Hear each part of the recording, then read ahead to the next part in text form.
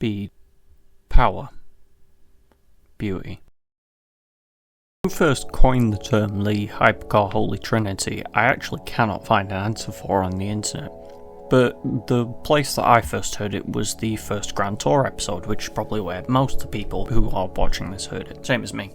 You went onto Amazon, the first Grand Tour episode was there, and you watched it. And they went through with the McLaren P1, the Porsche 918 Spyder, and the Ferrari Laferrari.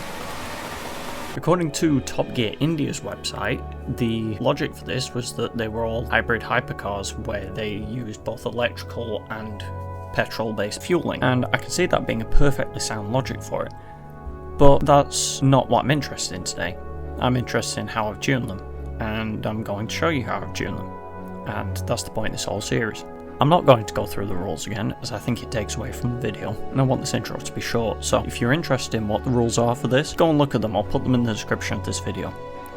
And let's just jump straight into it. So, the first one at number 3 is the Porsche 918 Spyder. I do not like this car at all, but I did make it my job to try and make a tune that I did like, so maybe it could change my mind a little bit. It has an incredible amount of horsepower, 1,350 brake horsepower, and also slick racing tyres. It was incredibly grippy and incredibly smooth when it came to travelling around corners. There was a little bit of understeer, but also a little bit of oversteer, which I don't understand personally. I tried to fix it, and I did to an extent, but it didn't really go too well. But the oversteer does come from it being heavily weighted to the power in the back, so that's not something that I can really change, as I prefer it to be weighted at the back. It is, however, a race winner and incredibly snappy and incredibly sharp, and it pushes to the front incredibly fast. I can't really complain about it. It handles very well, it's incredibly speedy, and therefore I'm sorted with it. So, next up is the McLaren P1, which, again, isn't really something that I like to drive, at least not in this game. I don't know what it is. All the cars that I liked in the last 2 games, I just can't stand in this one for some reason.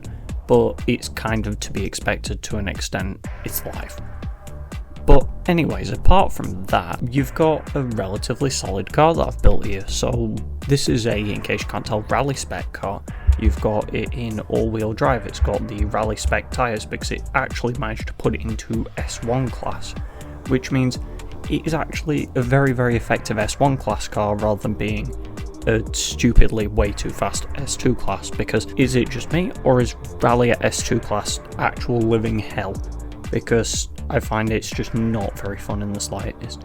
It is heavier than stock, obviously, because it's all-wheel drive swapped, which I do try and not swap cars, but for dirt rally spec, it definitely is required.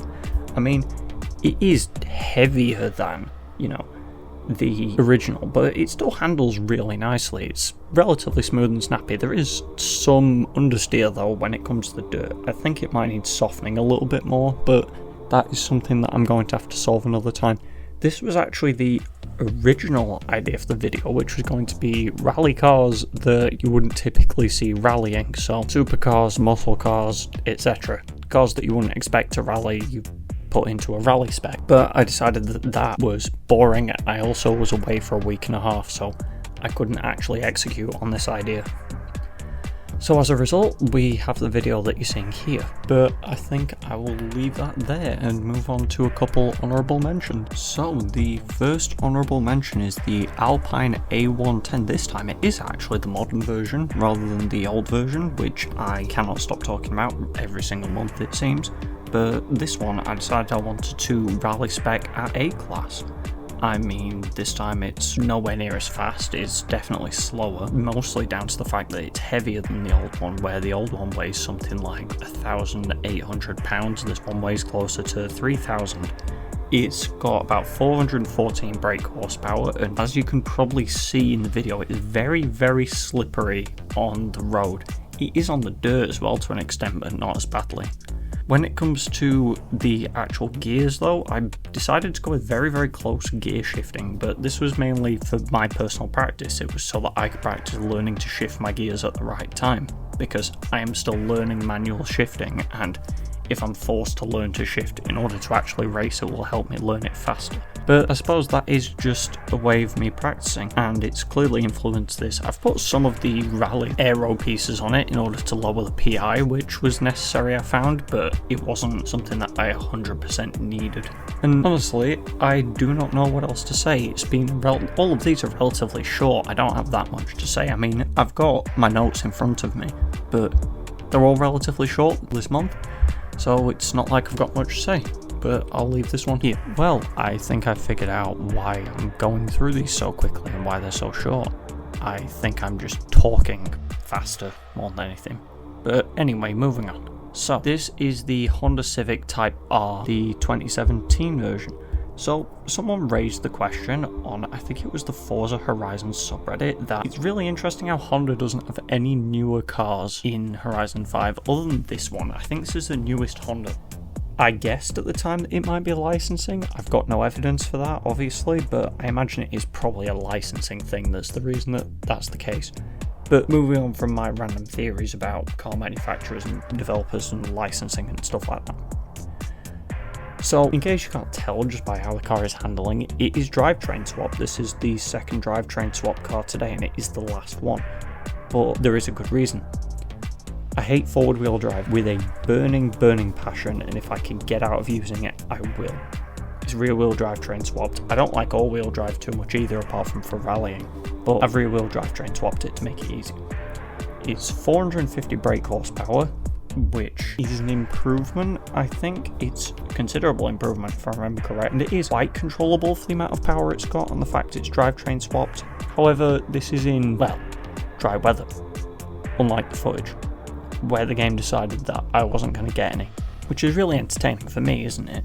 It's lighter than stock, which means that it's carrying the power a lot better than it did before, and it's using it a lot more effectively. What's the term? It's like foot-pounds for torque or something like that is a lot better on this, so it's carrying through corners better. It's all around faster than it was before, which is always good to see. I mean, it's the object of this. It should be more handleable in this than the footage, but like I said, rain. The game decided to give me pretty much all rainy tracks, both while testing and while recording this, which was just not fun. I mean, it didn't matter for the P1, but it mattered the rest of the time. But anyway, I believe that now we'll get on to the final one. So, this car has got to be my favourite out of the Hypercar Holy Trinity. It's smooth, fast, beautiful, and it's most importantly an incredible ride.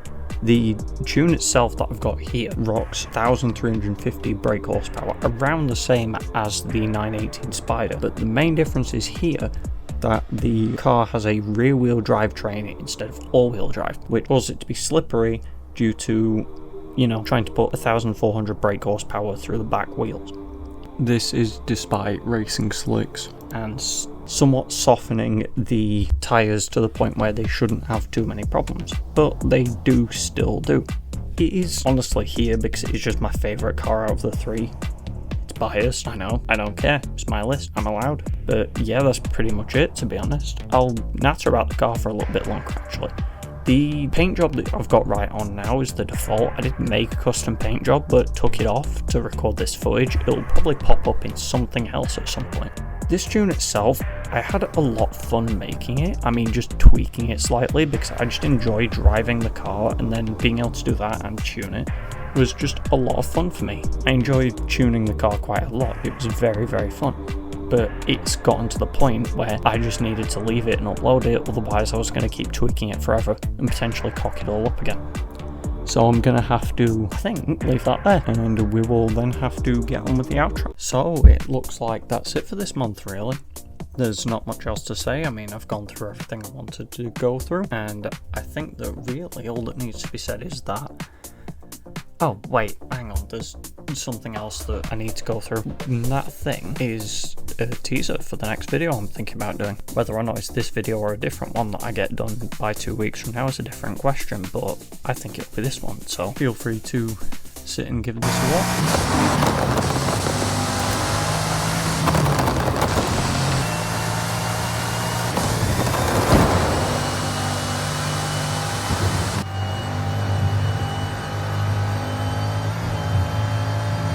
And after that, feel free to do the YouTube stuff, and I hope you have a wonderful day.